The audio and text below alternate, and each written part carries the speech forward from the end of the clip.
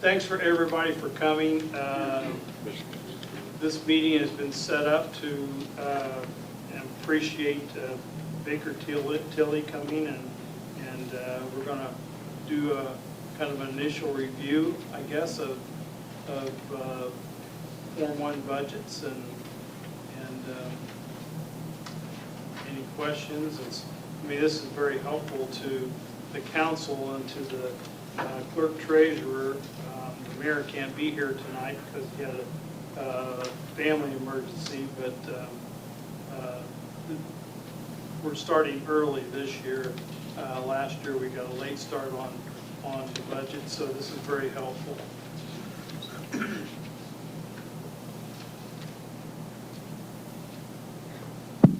We got a nice fancy mic so everybody can hear us. Is there any way that we could get the projection to be the main screen?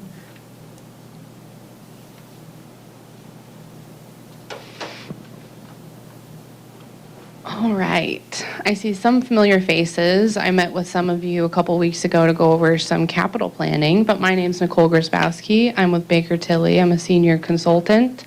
I am accompanied by Amber, who is the manager over Peru, and we're here to just kind of educate, just give a little overview of the budget process, give you insights to all of the interworkings that go into getting a budget submitted to the DLGF, and essentially everything that Andrea has to tackle in order for budgets to be approved. And yeah, that's what we're going to get going with our presentation here. So we'll go over a few different objectives. First, we're just going to review basic concepts of the local government budgeting, the budget process, best strategies and practices to prepare the budget, specifically preparing spending plans, which is the Form 1s that you have been that you've received from Andrea and possibly started working on already. And then also the legislative considerations that should be considered when preparing these budgets going forward. So starting off with the basic concepts of local government budgeting, there are multiple purposes for the budget process. Obviously, the main one, it's required by every political subdivision and taxing district in the state. It requires state approval to spend the money and also to levy those property taxes. It is considered a financial plan to allocate resources and accomplish objectives, which I know the City Council and the Mayor have plenty of objectives that they want to see accomplished during their term, and this is a great way to kick off that those objectives from getting completed. And it also communicates goals and priorities to the taxpayers through elected leadership. So council meetings, just educating the public on what these monies are being spent on. There are two different state agencies that are heavily involved in local governments, and that is the Department of Local Government Finance, or DLGF. This is the agency that ultimately approves the budget. And then there's State Board of Accounts, which is the agency that is primarily over financial reporting, which I'm sure Andrea has dealt with both so far. The main piece of revenue for the city is property taxes. And that involves a couple different pieces. So there is your net assessed value, which creates your tax base, which is your net value after deductions and abatements of real and personal property. And then that turns into your property tax levy, which is money generated by applying that the tax rate to each $100 of your net assessed value. Each year, the DLGF sets a maximum percentage that your property tax levy can grow to. The last couple years, this has been maxed out at 4%. If they hadn't set a cap at it, it probably holistically would be around, what? Over 5%. So they are limiting you by a little bit over 1%. The highest that it has ever been set at was 2023 at 5%. I wish we had a crystal ball to see what the future years would look like.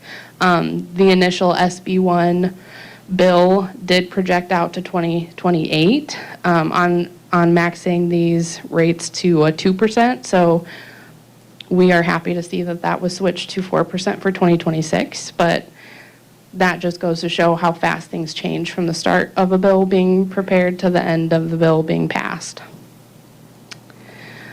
There are other things that don't contribute to the maximum property tax levy, including population, property values, development, and local expenditures.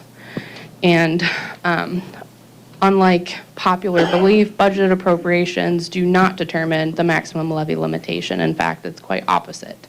You get your maximum levy limitation, and then you try to fit your budget into that.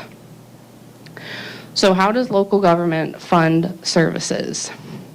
As mentioned previously, the main bucket of income for the city is property taxes. And then there are a couple other taxes that are linked to that property tax, like motor vehicle and commercial vehicle excise and financial institution tax. And then there is a separate local income tax, which we'll dive into a little bit later. There are some other smaller tax and state distributions that are received by the city, including motor vehicle highway distributions, local road and street distributions, which those two are restricted to the MVH and local road and street funds, which are further restricted for use on paving. And then there's riverboat wagering tax, which has no restrictions, as well as cigarette and alcohol beverage tax. And the main receipts that the city receives that you do have control over are your local receipts, which is your license and permits, your charges for services, fines and fees, and then any interest income that is received in any investments or bank accounts that the city holds. Local income tax is tax that is based on adjusted gross income of the county, and that is the current local income tax. With the passing of SB1, this has kind of changed. The future of local income tax is going to look quite different. But as of right now, this is how local income tax is set up. There is a property tax relief credit, which Peru, or the County of Miami currently has. There's an expenditure portion of the local income tax, which has a 2.5 max, and that's even further broken up into certified shares, public safety, economic development, all three of which Peru receives. And then there's some other county pieces that are involved in the expenditure, as well as a special purpose, which Miami County also has. Next is circuit breakers. So circuit breakers can be a pretty confusing topic, but at a high level, it's basically it came from legislation in 2008, and it's credits that are given back to taxpayers that essentially loses the city property tax revenue every year. So as Nicole discussed, the MLGQ, or that 4% growth quotient, so every year that is set by DLGF, and your max levy, which is what your tax rates are based on, grow by that. However, it is not exempt from circuit breaker. So in 2008, legislation was passed that essentially says and if you want to go to the next slide, a residential taxpayer cannot pay more in their property tax bill than 1% of their assessed value. So you can kind of see the math here. It's 2% for like rental units and agricultural properties, and then 3% cap for commercial. But if you are a homeowner with and your house is worth $100,000, which we all know the assessed value of our homes has been increasing. So that increases your cap. But let's say you've got a $100,000 home. Depending on the tax rates that are adopted by the city, the township, library, schools, so it's really a combination of that max levy spread out across all of those units' assessed values, which results in the tax rates. If those tax rates result in a tax bill to this homeowner that is more than $1,000, so let's say that amounts to $1,200, that is essentially what the county bills, but because of those credits, the county only collects $1,000, which is then returned to Peru. So that's $200 just for that taxpayer that is essentially lost revenue. So pre-2008, this wasn't an issue. In 2008, this obviously passed, and every community, every taxing unit in Indiana had to adapt to these new credits and this reduction in revenue. And honestly, this was 2008 Senate Bill 1, essentially. Senate Bill 1 is going to do the same thing, which we'll talk about at the end of this presentation, but reduce revenues to taxing units, essentially. So keep that in mind for anyone who was around in 2008 when this kind of all came to a head and the city had to kind of turn on its heels and adapt to this. We would expect the same kind of adaptation needed to address Senate Bill 1, but maybe with a little bit more impact because things cost quite a bit more in 2025 than they did in 2008. So you want to go to the next tab. So this is kind of what I walked through. This is a sample tax bill for a homeowner in Peru, and I pulled this. If you go to Indiana's transparency portal online, which is called Gateway, you can go in there and estimate your tax bill for no matter where you live in Indiana, you can go ahead and do that. So I went in there and estimated if I lived in the city of Peru, and I also took from the census data, the median property value, which was about $84,000, but that was based on 2021 through 2023 numbers, so it could be a little bit higher now, but then I also showed a $200,000 homeowner as well. So you can kind of see if we focus on the $84,000, after all of your deductions, your net assessed value that you would be taxed on for your home would be about $22,500. Your tax bill with the city's current tax rate, which is 4.9418, what should be just over $1,100, but based on that 1% cap, there is about almost a $300 shortfall. Because your tax limit at 1% would be $840, which is 1% of the property value of $84,000.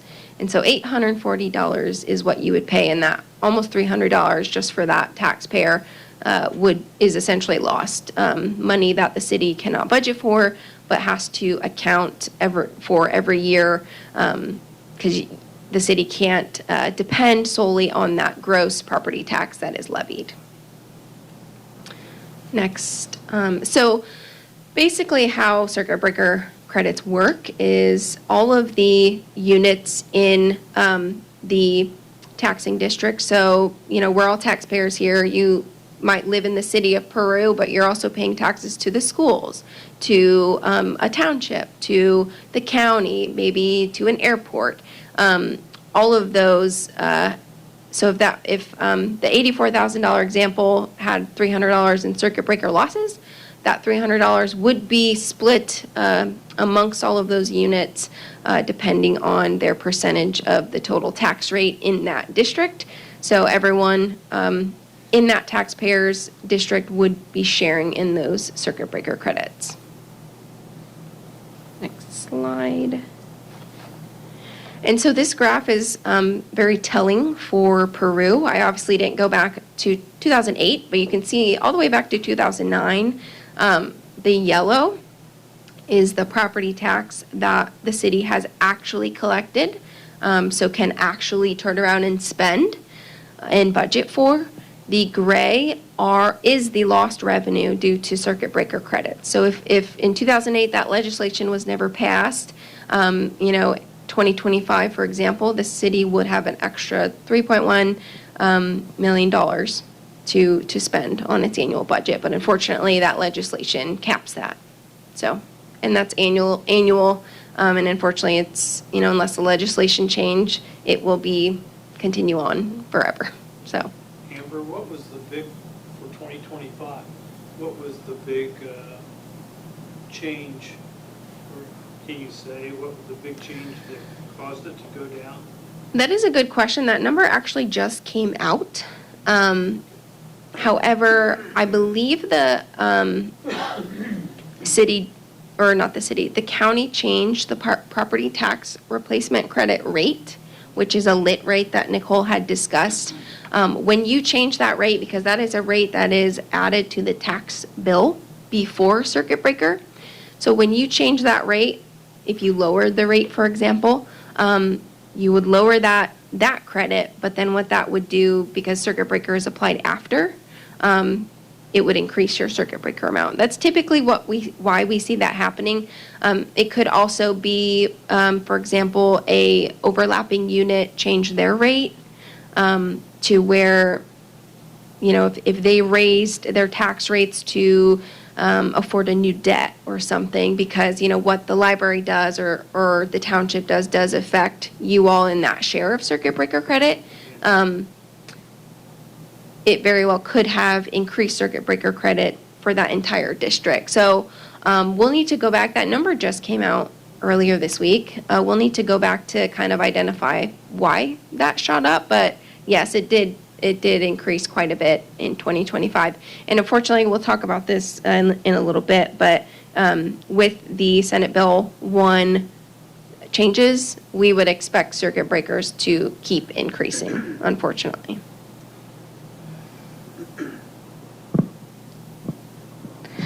Now, I'm going to take you back to my governmental accounting class that I took in college for a little bit, so try to stay awake. But I'm going to hit on fund accounting. So local governments are interesting because there are different buckets and funds that these monies get deposited into. And this is a uniform set of accounts that is dictated by the State Board of Accounts, which we talked about earlier. This is a pretty extensive way of doing financial reporting because there are a lot of restrictions and limitations to each fund that is involved. There is a system for recording these revenues and expenses, and you have to record separate revenues and expenses within each fund to make sure that all of the monies are being appropriated to each fund appropriately, which Andrea has the lovely job of doing as clerk treasurer. Most funds are limited to what purposes they can use these monies for as well, except for general, which will house majority of your revenues received in the city. But the major budget classifications that you'll see on your Form 1s are your personal services, your supplies, your other services and charges, debt service, and capital outlays. Each of these classifications are restricted for specific purposes within those classifications. And just an illustration based on the general fund, which is a pretty unrestricted fund. You have your fund type, which is general, your fund name, which again is general, and then those 5 budget classifications that I talked about previously. And you'll notice that the only one that has additional categories within the classification is your other services and charges, and that's where you'll see professional services, utilities, and then any other items that don't fit within the other categories. This is important because while you're setting up your Form 1s, authorization by legislative body to make these disbursements need to happen, and that's why there is an adoption by council to approve these budgets. Without the approval of council and the DLGF, essentially no disbursement can be made without that without that authorization. And the DLGF approval is required for all funds that receive property tax revenue. And another confusing topic is appropriations and what if you don't spend all the appropriations. So let's say your department, your personal services budgeted $50,000 to spend in 2025, but you only end up spending $25,000. That means that you had $25,000 that you appropriated for, but you didn't actually spend. That doesn't mean that the $25,000 will go onto your budget for next year. And it doesn't mean that you lost that money. It just means that that money simply wasn't spent. So it goes down to your cash balance line. So essentially, you thought you were going to spend $50,000. You actually only spent $25,000, which means your cash balance is more positive $25,000 because you didn't spend the full $50,000. So these appropriations expire at the end of every budget year. Now, say you come to October and you realize that you spent $48,000 of your $50,000 in personal services. There are things called additional appropriations that require permission essentially to be granted to spend that money in excess of the budget that was originally passed. It requires a publication, so to notify the taxpayers of the public hearing of which the adoption of the ordinance would happen.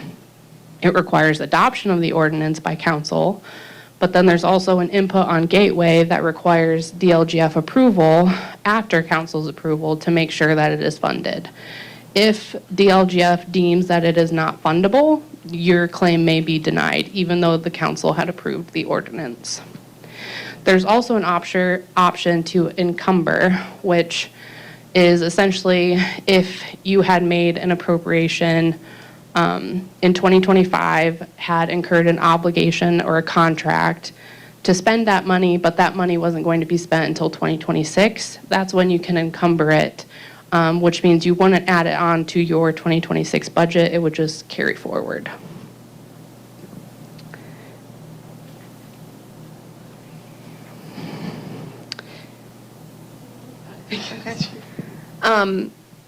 So the budget process.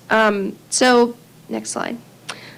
The budget cycle is basically rinse, recycle, repeat every single year. So by August of this year, for 2026 net assessed values, the county will set those property values and certify them. Next, between July and October, although we are in May, so you guys are starting way earlier than July, which is great. And we would recommend that always. You all are preparing your local budgets and government units, every government unit is doing this around the state. The next step is once those are submitted by the end of October to the DLGF, they will review and certify those budgets.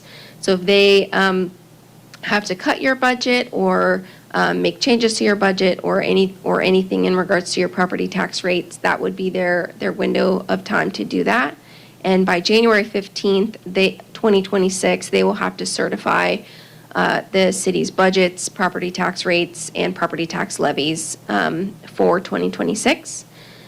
Those amounts are then moving on to the tax bills that are prepared by the county by April of 2026. And then, as we all know, tax payments are due in May and November of 26. And then basically this cycle starts all over again every single year.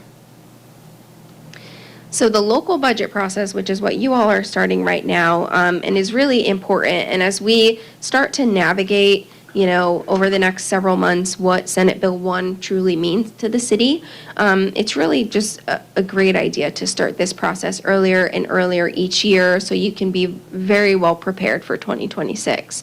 So Andrea gave you all your budget forms 1, which is really the first thing on this item, is preparing an itemized estimate of those expenditures.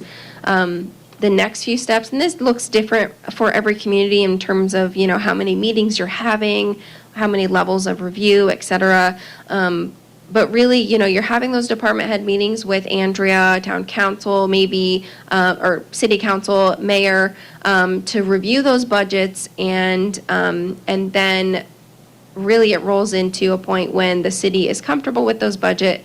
Andrea is putting them all into the gateway portal for DLGF review.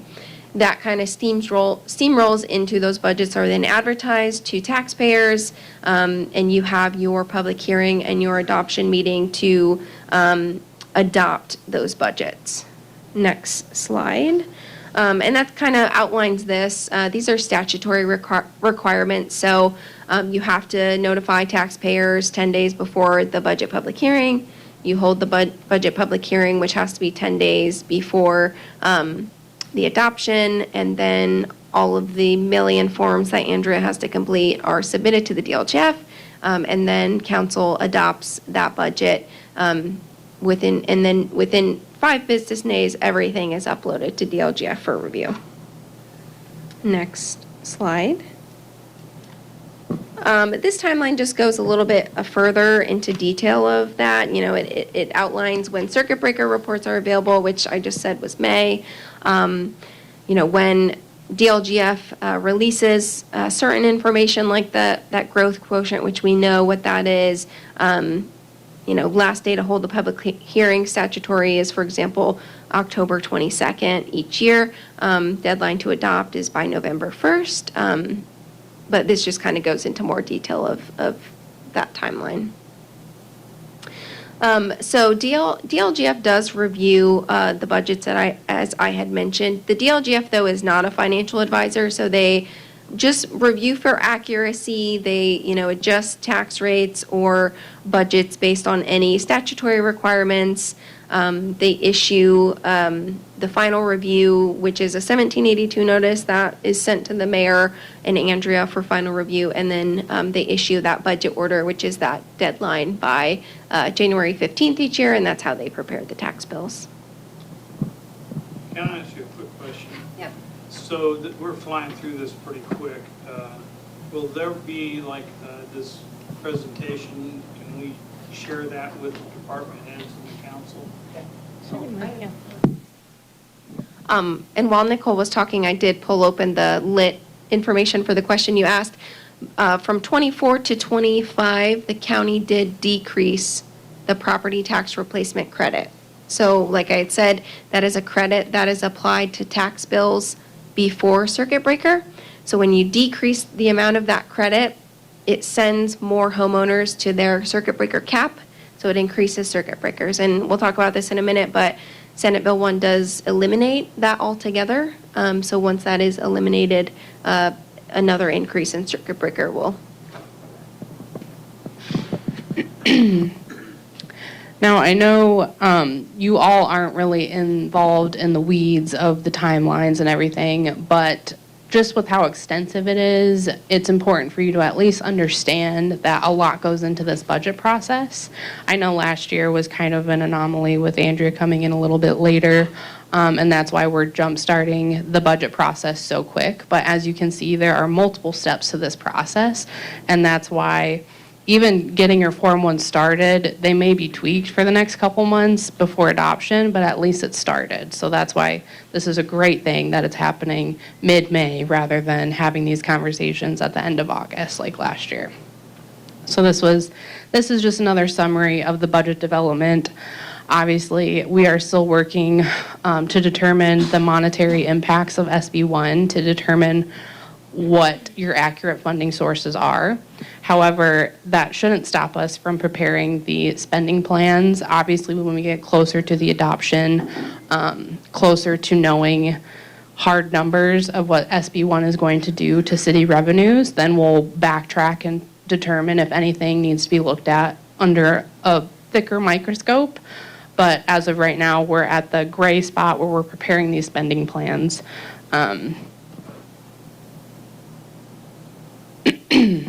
Which some of you may have done this from last year, but essentially your goal is going to be preparing sustainable expense budgets. Recurring operating costs should not exceed your annual estimated operating receipts, which again, operating receipts won't change, but any SB 1 tied revenue will most likely change in 2026, except for the lit, which won't take into effect until 2028. You want to make sure that any increases in operating costs are sustainable in future years. Obviously, the budget is only 1 year forward-looking. However, this budget tied with the comprehensive plan that we prepare for the city really gives them a longer-term period to see what is sustainable and what really needs to be tweaked. This is the budget summary that we had from our final comprehensive financial report last year. All the numbers that are reflected on this page are essentially change in fund balance. So anything that is showing as red means that we would expect a cash decrease in that year. It doesn't mean that your fund balance at the end of the year is going to be negative. It just means that your cash is going to go down within that year. And for certain funds like MVH restricted, we don't mind seeing that red number because MVH restricted is very much restricted, like in the title. But obviously, we don't like to see trends of the negative red. And this is what comes to a balanced budget. Once we get the finalized estimated revenues for each department, it'll help you have a better idea of what the cash impact will be based on your Form 1s, based on your initial Form 1s, and whether that number will be red or black. This is just a visual representation of how the report ended up last year. The green line is your city cash balances. The dotted blue line is 50% of the total operating and maintenance costs for those funds that were reflected on the previous page. This is the ideal balance that we would like to see the city keep or higher. And then the dotted red line is 15% of the operating and maintenance costs, which essentially means that the city, if all revenues were to stop tomorrow, the city would still have 2 months of cash reserves to be able to operate without revenues coming in. Same for the 50%, you would have 6 months to operate without any revenues coming in. So based on the report last year, which was based on ending 2023 and the 2020, ending 2023 and the 2024 and 2025 budgets, the city's cash reserves were well above that 50% line. Best practices. So cash reserves should be used for non-recurring one-time expenses, and that is essentially your capital items.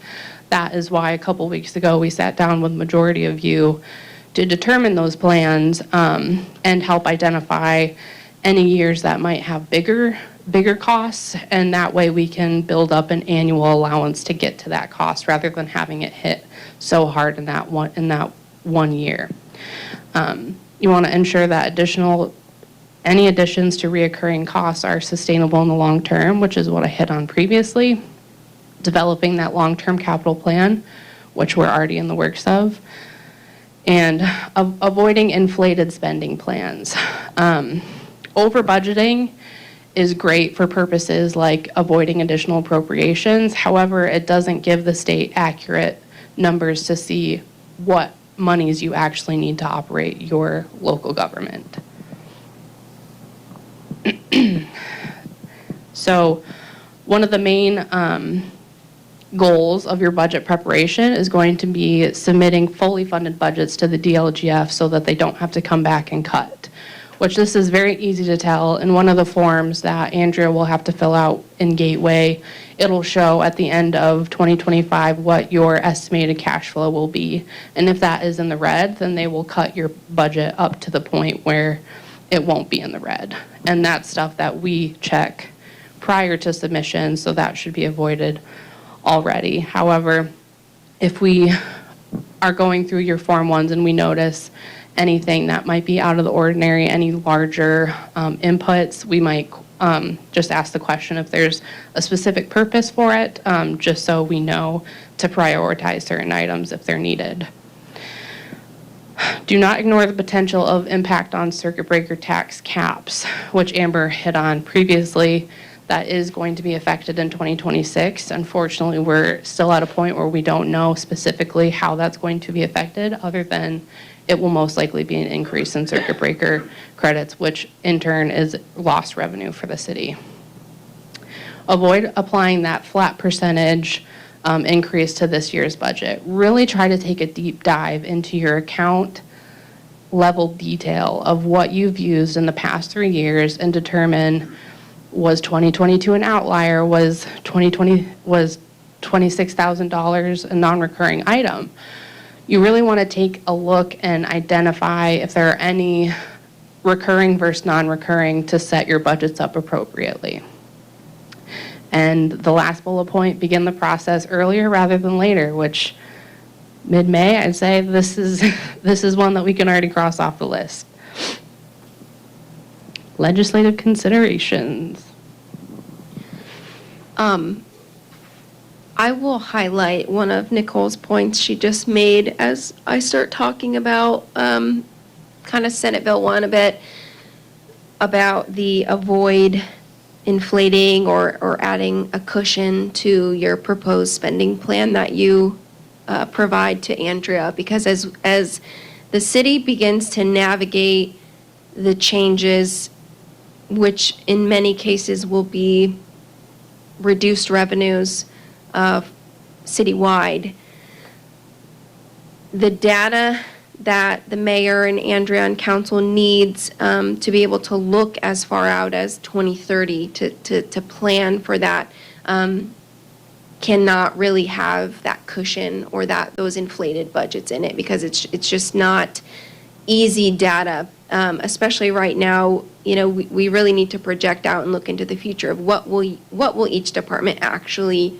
spend. Now, that's not to say if you submit a budget to Andrea with no cushion or added inflation, that if a need comes up in 26 and you need to return to council to ask for that additional appropriation, that Nicole, that's not to say that won't happen, but it'll be really important to kind of really dive into those budgets now for each department and provide a very precise 2026 budget, just so everyone can plan as we will start to see these impacts of Senate Bill 1 starting next year.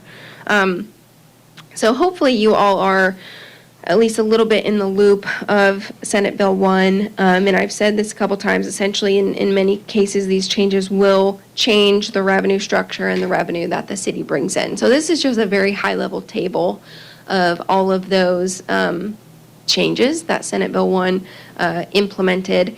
The first two are essentially phasing out the current property tax deductions and phasing in a new property tax deduction that's quite a bit higher for residents, as well as a new credit that's about, it's like lesser of $300 or 10% of their property tax bill. But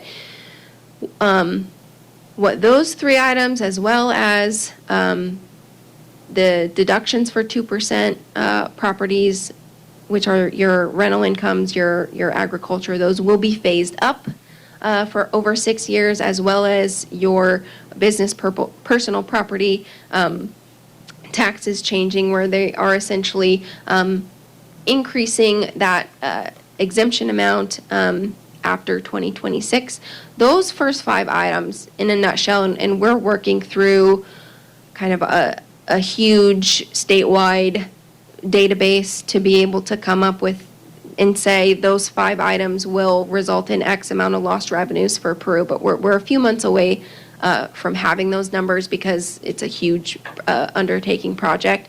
But essentially what we're coming up with is those 5 items will slow the city's assessed value growth, which will in turn raise tax rates, because assessed value and tax rates are inversely related. So a high assessed value keeps tax rates low, whereas a low assessed value raises your tax rate. So with a lower assessed value growth, it will raise tax rates, and when you raise your tax rates, you start to raise those circuit breaker credits, because more people are hitting that tax cap more quickly with those raised rates. So those phases begin next year, but they are phased in over 6 years. So next year, the city might begin to see minimal impacts of that, but by 2031, the city will be in those full impacts. So As Nicole had mentioned, we do look at a 5-year plan for the city.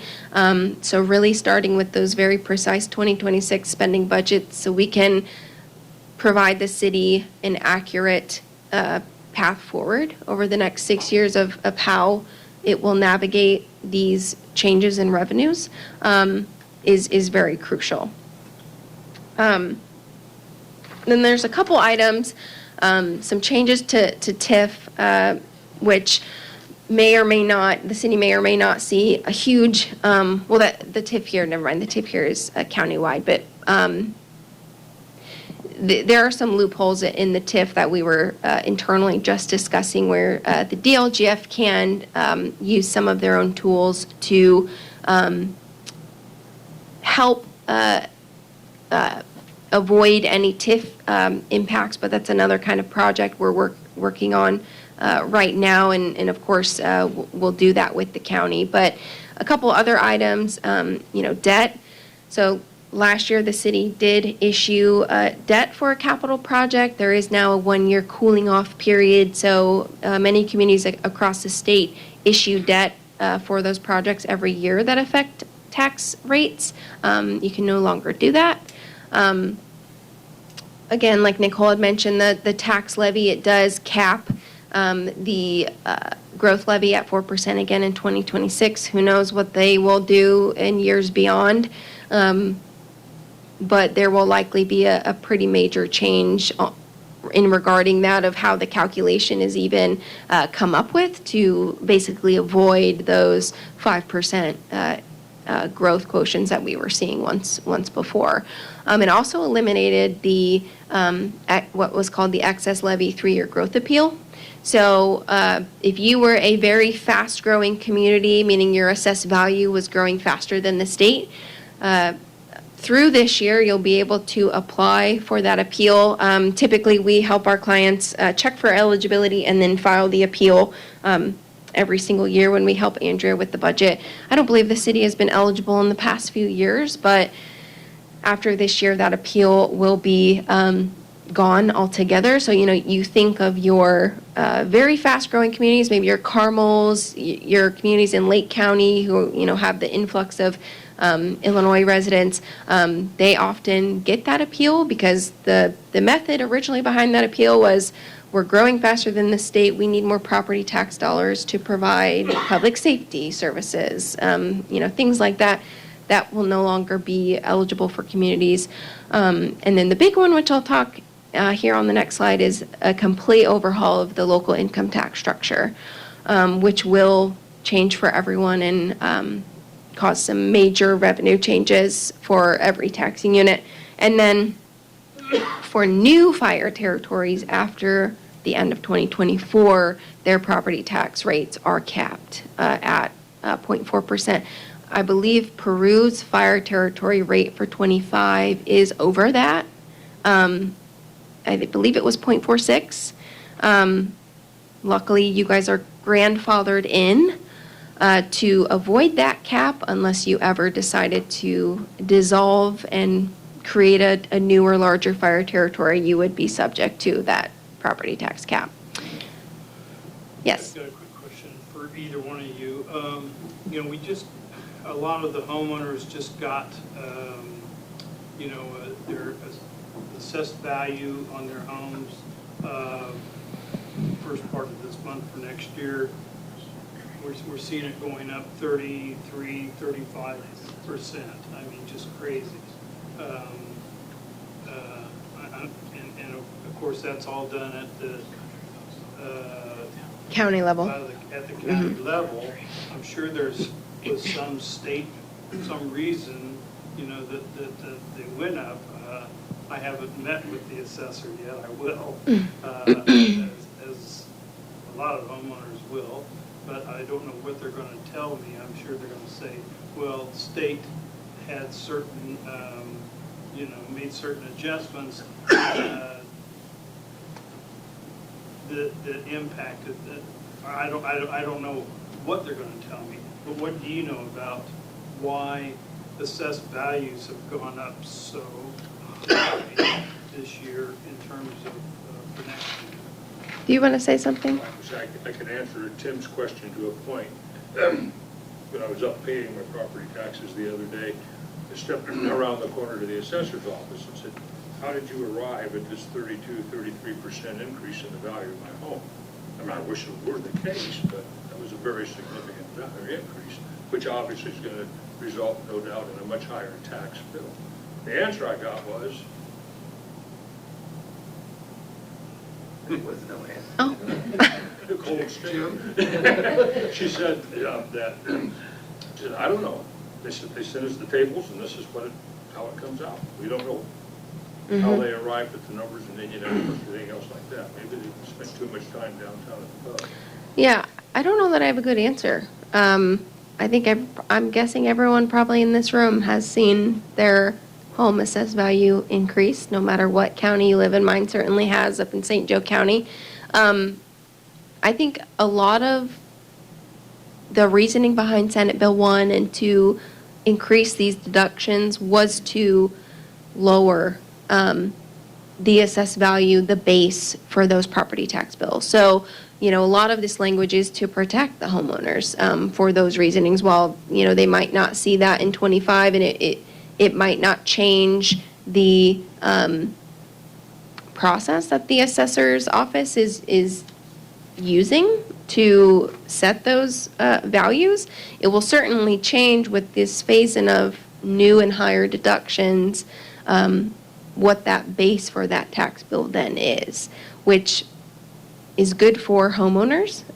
It's not good when, because it would likely result in a lower bill, but it's not good for taxing units when circuit breakers increase and budgets are having to be managed due to that, or changed, or cut, or, you know, worst case, cut. Is Baker Tilly seeing these kinds of increases in assessed values across other areas that you? Oh, yeah. Yeah. Yeah, and I think a lot of it is, you know, tied to the 2020-21 housing boom. And, you know, I don't know what goes on in the assessor's office day to day and how they do their job. Unfortunately, I personally don't work closely with assessors. But it is a trend, and it happened not long after that 2020-2021 housing boom. Because, you know, we've seen it go up 3-4%, Mhm. and then all of a sudden, bam, 30+%. Yeah. So I just wasn't sure, you know, like. Well, I think, Tim, one of the things that I find confusing about it was it back in the 2000s when allegedly we were going to market values to get values of homes and stuff? So somebody's just playing games with the market value. Market values did not change by 32% over the course of the year, not even in Marion County on North Meridian. Yeah. So, Yeah. So I think that's the point of frustration maybe for. Yeah, and Maybe surprised. I'm sure they have some sort of database, you know, that they are basing their analysis off of, and my gut would say that database, the data is probably skewed if they are using market data from the market data that we've seen, you know, what house prices in the past few years. So I don't know, it's probably triggering higher assessed values and just continuing to do so. I'm not trying to put you guys on the spot, I'm just trying to see what you've seen out there. Yeah. You know, is this common across, you know, the other communities that you're involved with? Oh, yeah. Yeah, absolutely. So did want to focus on local income tax and the change there. So the current local income tax structure, as the city knows it, will go away in 2028. And do you know what's the total local income tax? Let me pull it open just to give you a idea of how much local income tax the city is currently receiving.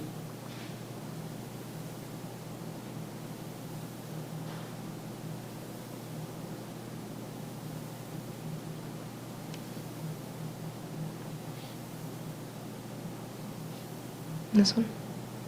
So in 2025, the city is receiving just over $6 million of local income tax. About 1.7 million of that goes to the general fund, which is unrestricted, the certified shares that Nicole covered. Almost 1.2 million is public safety, so that's restricted to fire and police. And then about 3 million of that is economic development, which is also unrestricted and often used for like projects, things of that nature. So in 2028, that 6 million, the structure will go away.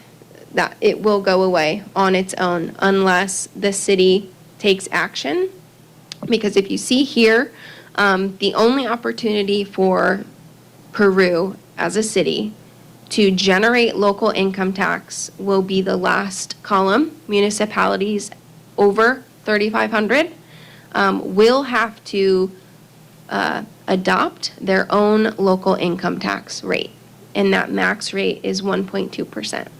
So right now, how LIT is, as Nicole said, how LIT is structured, the county adopts the LIT rate in total with the current buckets, your public safety LIT, your economic development, and then the county distributes LIT to all of the units within the county. So they're sending the LIT checks to Peru, to the library, to the township. They're just cutting them all a check based on, Peru is this much assessed value of the total county. So that, let's say that amounts to 20%, then Peru's getting 20% of the LIT. That's how it currently works. That will all go away, and every year, once annually, City Council will have to adopt a local income tax rate in order to replace, hopefully, at least a portion of that revenue. So all of those buckets will go away, like the public safety LIT, that will go away. The economic development will go away, and any LIT that the city adopts will all go into the general fund. So that will affect budgets in 2028, because if police and fire are currently being all or a portion, you have the fire territory, but if police, for example, is mostly being funded out of public safety LIT or whatever that is used for, those budgets will have to flow within the general fund, and a lot of changes will be forthcoming for council, Andrea, and the mayor to kind of reorganize, I guess, if you will, what those budgets look like. The rest of the buckets up here are, the first three are adopted by the county. So the first one is 1.2% just for the county. The second one, again, adopted by the county, but that is a max of 0.4% that the county could choose to adopt and distribute to fire districts and territories. They do not have to. They could. The third one is non-municipal, so the county could adopt 0.2% to cut a LIT check to townships, libraries, things of the non-municipal buckets. The next one is any municipality under 3,500. Again, they are under the county's jurisdiction, where the county would have to petition the county, and the county would have to adopt that LIT rate for them. And then the last one, again, is the only one not under the county. It would be the municipality, which would be up to the city council. Currently, there is no data from the Department of Revenue that houses data showing every adjusted gross income for the city of Peru. So when county council, if they choose to adopt that 1.2% local income tax rate, that would be 1.2% on only residents who live in Peru. So if you live in Miami County, you're not subject to Peru's 1.2% local income tax. So currently, the Department of Revenue is creating a huge database for the entire state to determine every single adjusted gross income in Peru, to basically do the math of if that 1.2% was adopted, what would that amount to in local income tax dollars. Right now, we're working on very high-level assumptions that we will share with the mayor and council and Andrea as we finalize the first draft of the 5-year plan of based on just median household income census data, and if the city did adopt the 1.2%, what that would look like. Would it even get you to the $6 million, or would it not?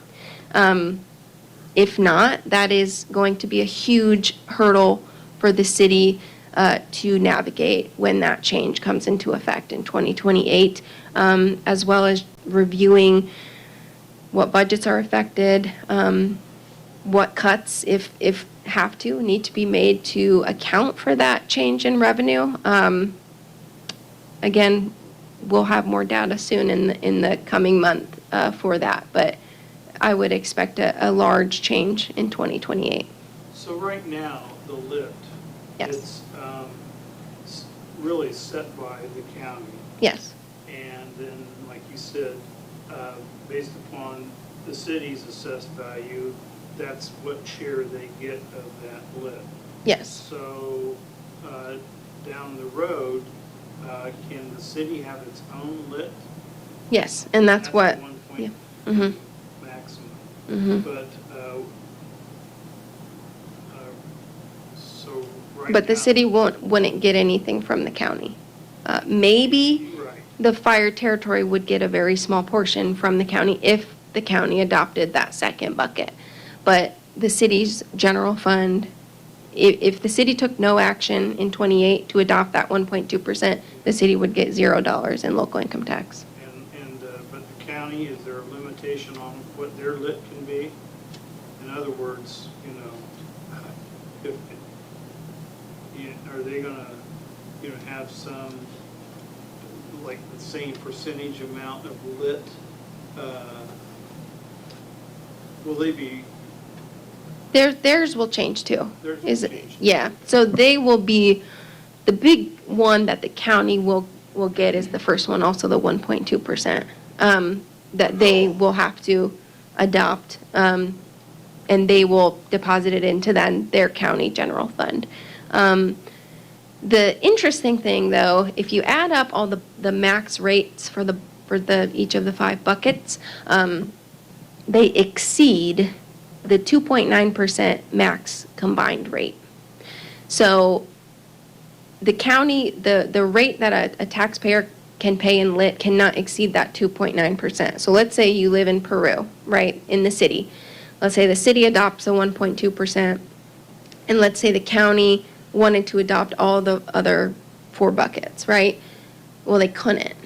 One of those buckets would have to be a little bit less than the maximum rate because they exceed the 2.9%. So in that case, because they're all overlapping, right? You live in Peru, you live in the county, maybe you live in that fire protection district and the non-municipal district.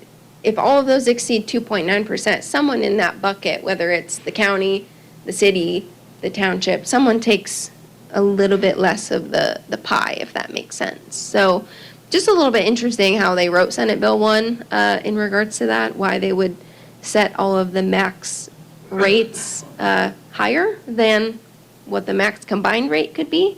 But to some extent, it'll take some discussions with the county. I mean, for example, if you're a town below 3,500 population, they're going to be going to the county anyways, begging for them to adopt that lit rate. Otherwise, their lit will completely go away. So as we get closer to this 2028 change, there's going to have to be conversations with the county. But at the end of the day, Peru Council can adopt the 1.2% only for the taxpayers living in Peru. and I'm asking that question because it's going to be important if our revenue from our property taxes go down, Yes.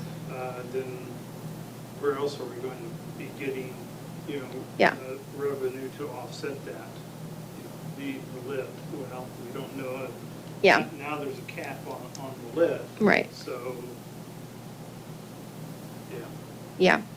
And again, we are working really hard to come up with firm numbers for all of these impacts.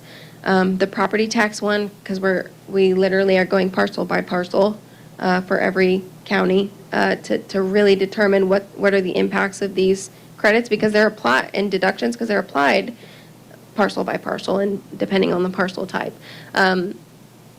That'll take a few more months, but the lit, we should have something here pretty soon to determine. Again, I think this just highlights now, every budget year, 26 and especially 27, should really be precise. That way in 2028, that impact is at least a little bit easier to navigate rather than, doing things maybe business as usual as past years up to 28, and then all of a sudden having a shortfall in revenue if that's what the numbers amount to. So it is big changes, but again, like I said at the beginning, this is, the 2008 all over again, just probably at a little bit higher impact. Yes. So I actually have a couple of questions because if we're being honest, it has a massive effect on my budget. Roughly a third of my budget currently comes from that. Yeah. So I understand, obviously, looking at the numbers, that they don't add up to 2.9%. So does that effectively put us in a race, so to speak, with getting that passed? If the council were to choose to do that, to shore up funding, how's that proposed to work? That's a good question, and a question that has been asked many times. And unfortunately, we are not attorneys, but we do have attorney friends, I would say, who is trying to, as best they can, interpret the language that this is written. And the initial answer to that is yes, it will be a race.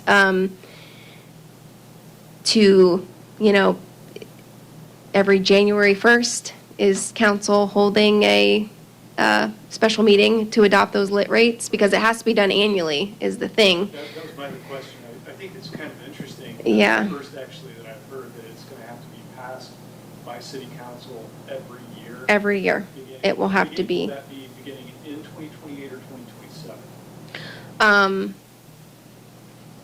It would be January 1, 2028. That would have to be the first action taken. Or no, it would be, because lit is a year in arrears. It'd be January 1st, 27. Okay. That action would be taken, so those would be the lit rates in 27, and then lit is received a year late as it's collected. So the revenues then would come in 28 as a result of the new policy. So totally not related to me and the department that I work for, but currently under the lit system, I think you mentioned that somewhere around $3 million of that $6 million that comes in goes to economic development. I don't see anything about economic development in this. So what then starts fueling our economic development funding? Or is there any answer to that at this point? In terms of replacement, Right. So revenue if that we Senate have- Bill 1? We effectively have yeah, currently $3 billion annually on average coming in through lit that effectively funds and fuels our economic development. mm-hmm, That eliminates it. So Yeah. there's no replacement for it currently? no. Well, and that's where the city will have to determine, are we going to have slower growth then and reduce the amount towards economic development, to Yeah. run our other services. Yeah, and I mean, the Economic Development Fund has and is projected to fund a lot of those important capital outlays. And typically, when I talk about budget cuts, I'm sure that's, scares people, but typically the first thing you cut is non-essential capital. Maybe building that new park that the whole community wants, that there's no money. I think every community that I work with, the last thing they would want to do is, cut personnel. But there are some communities, planning for the worst in that sense. But that's why, those capital budgets are super important. A lot of that edit fund is funding capital. So if that goes away, I think it's going to be more important to prioritize those capital budgets because whatever income tax that the 1.2% can replace, likely we'll have to replace the police, the public safety lit. Those are services you can't cut, whereas the new playground or splash pad that you really want to build, unfortunately, no one wants to cut that because you don't want to cut those or quality of life projects, but that's usually what's first to go. Now, how does I know the state wants to get rid of all the trustees. That's in the works, so how's that? There's a lot of fire money comes from the trustees. So Yeah. they're gonna have to do something at a county level for that, right? You would think. I mean, there is at least one other legislative session until 2028. So I know they're really. we could be surprised and they completely change this but we don't know. But what's passed right now, unless they meet again and change it and change how that affects, this is it. So this is kind of what we're planning with for now. Thank you. Yeah. Any other questions on any of this or Senate Bill 1? I have Yeah. a question. You haven't really touched on this topic, but, so I know in the future, we're going to lose, I believe, some of the homestead credits. Could you comment on that? Yeah, so that'll kind of go into what I had said about, let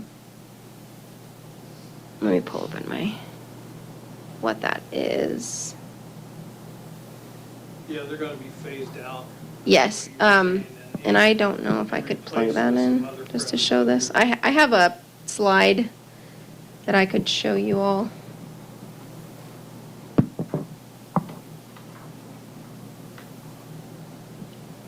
Of what that looks like.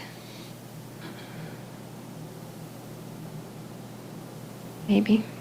Do I have to like drag it? Oh, there, yep, I do. Let's see if I can zoom in. Oops, too much. So this is the phase-in of those residential credits that we had talked about, the changes. So currently, which we're all aware of as taxpayers, is the standard deduction, which is the first line. You can see that phases out completely by 2031. And then comes in the supplemental homestead deduction, which phases up through 2031 and completely replaces that standard deduction credit, as well as the supplemental homestead credit, which is an additional credit on the tax bills of lesser of $300 or 10% of their net property tax bill. So I would just, planning-wise, an extra $300. But, if you kind of go back to that credit or circuit breaker example that I had up, and the math had already amounted to a short of $300 in circuit breaker, you've got these new credits just simply adding on top of that per taxpayer. So that's where we're going through parcel by parcel for each county and really coming up with, for each individual parcel, what do all three of these mean? And then, of course, you've got your additional credits for 65 and over, disabled homeowner and disabled veteran, which did not exist at all before. You can see here that those didn't exist. So, if you're 65 and over and you're a disabled veteran, that's an additional $400 credit, which is great for those taxpayers. Truly, especially your taxpayers who are maybe on a fixed income or something.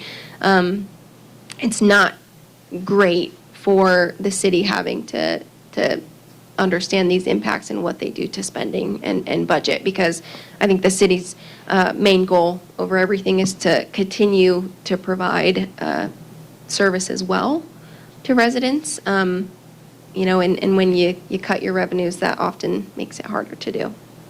Does that answer your question? Yeah, thank you. Okay. That helps.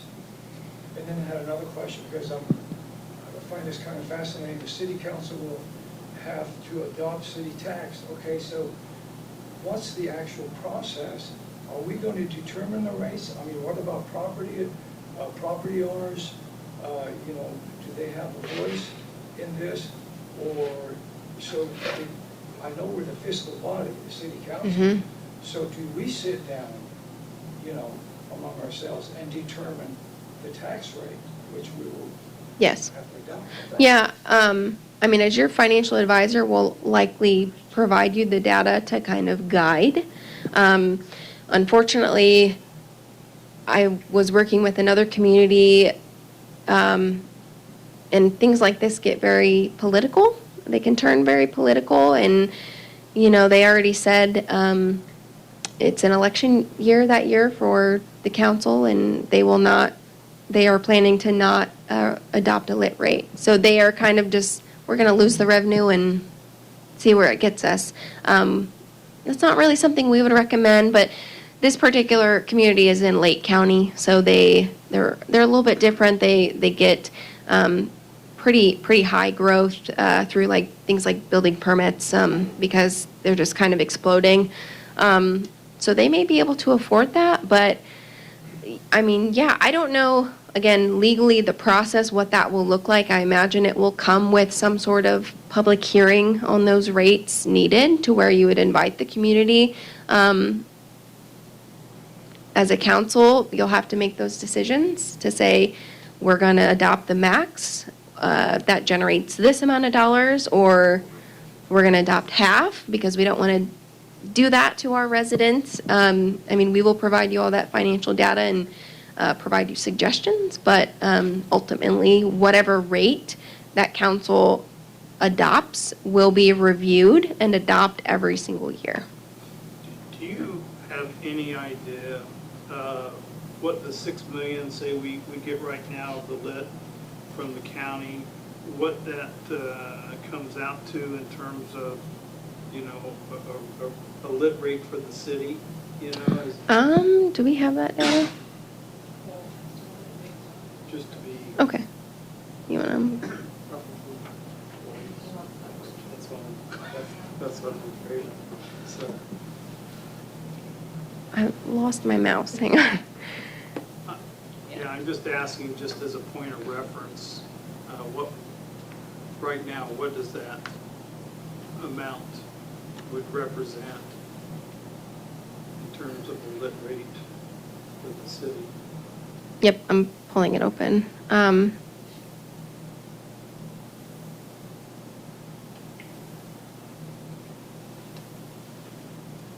Maybe. If it represents 2.5%, that's not good. Yeah, this is these are just numbers on the screen that we did before, just kind of for talking points. Again, this is based on mean income and number of households that we're getting from the U.S. Census, so it very likely is not perfect. This row right here, this is the total local income tax. So that sums to just over 6 million. When we divide that 6 million, divide it by the estimated AGI, which is this number right here, the 204 million, and that's calculated by the number of households and the mean income, that does result in an almost 3% rate. Yeah, the stark difference here is that right now, the local income tax that Peru is getting is based on the county's adjusted gross income. And since Peru is the second largest taxing district in the county, they get a larger piece. They get a larger piece of the pie. So when you take that amount that you're getting currently and adjust it to reflect Peru, the city of Peru's adjusted gross income, you're going to see a decrease. So we're confident that Peru is going to see a decrease. It's just determining how much of the decrease is. Because the data from the Department of Revenue that will list out every single adjusted gross income inside the city of Peru is still being created. Once we have that, we would have those solid numbers. And of course, that changes every year, but when we're just using the census mean, yeah, we're coming up with quite a high lit rate. So the math might not be perfect, but I think it's probably safe to say the city would see some sort of decrease. Which makes me wonder, why would most cities not go with the 1.2, but, I agree. And I think most will. I think there will be those outliers, like I had mentioned, who, can replace their revenue from other means. That's great. And, I mean, they always would have that ability in the future. If they didn't do it in 28, they could maybe do it in 2030, but I'm sure most cities will.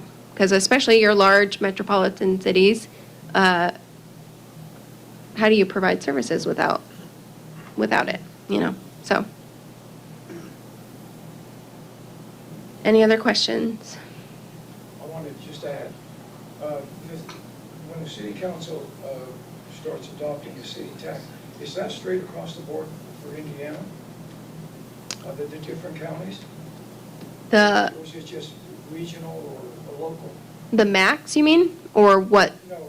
Peru. The city council will have to adopt city tax after 2028, Yes. right? Is that straight across the board for the entire state of Indiana, all the counties? Yeah, oh, will they have to do it? Yes. Yes. Yes. Okay. It's for cities with populations over 3,500. Yeah, okay. The max is the same across the county, but you'll likely see different rates adopted. I mean, I would assume most are 1.2%, but you might see some adopting half or none, or somewhere in between. Some counties, some communities could do the math and determine that 2.99% right now is really amounting to only 1% for them, and they may say that's what we're going to adopt, is just to replace.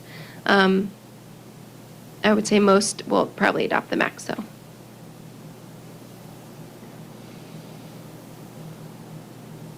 Any other questions? Do you want to add anything, Andrea, that would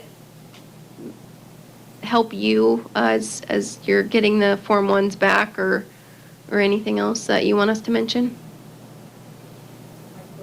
Okay. Andrea quits, everyone. Just as the Form 1s that I got, I gave you the updated. Like I said to a lot of you, that this is just step one.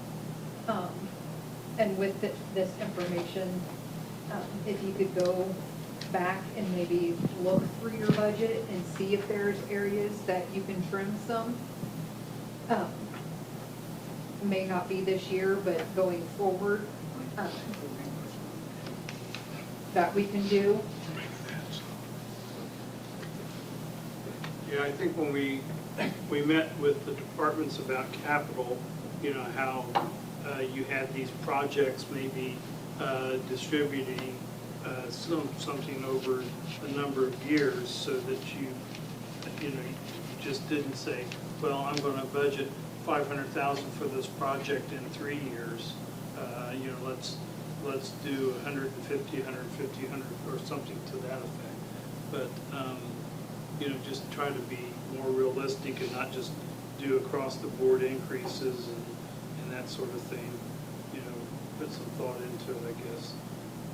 But Also just looking at the historical detail, if in 22 and 23 you had $10,000 spent in an account, in 2024 you saw it jump to 25, make sure there's no non-recurring items in there before just adopting 25. For some of us, you're saying, well, we're getting down in the weeds, I'm a department head, but it gives you an idea of what's coming and, what the city's going to have to be dealing with here over the next few years with the changes of SB1, the impact that has. And as you said, maybe in 2 years, when the next time we have, budget session, things will change, but right now, this is what's on the horizon, so we just have to, at least everybody is aware of that. And like I said, this is very helpful, and maybe we can get a copy of this and distribute it out so we can refer back to it, because there was some helpful information. Absolutely. We will send it to Andrea and she can distribute it. All right. Does any of the departments have questions, concerns? Helpful?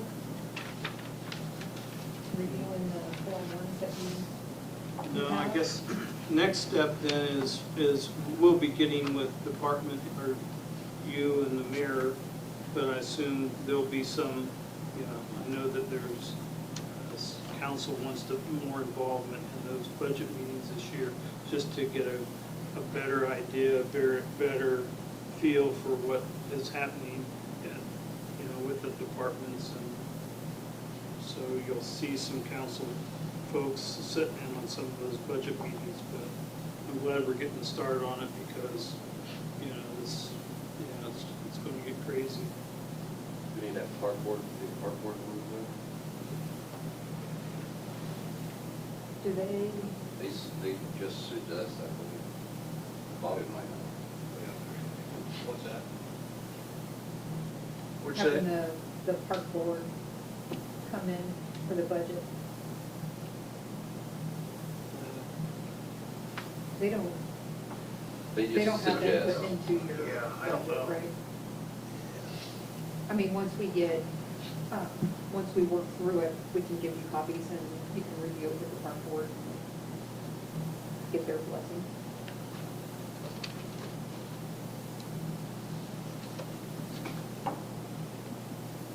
All right. Well, you know where to find us if questions arise. If you don't know where to find us, Andrea knows where to find us. So I know you all know how to find Andrea.